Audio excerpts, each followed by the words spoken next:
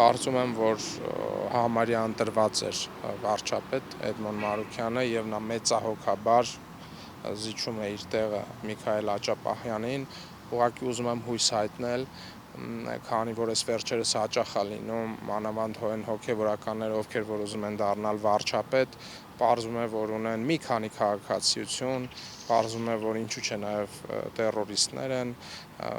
եւ իրենց ժողովրդին վերաբերվում են եւ անվանում են էշ, անասուն, եւ ես հույս ունեմ, որ Միքայել Աճապահյանը, որը նաև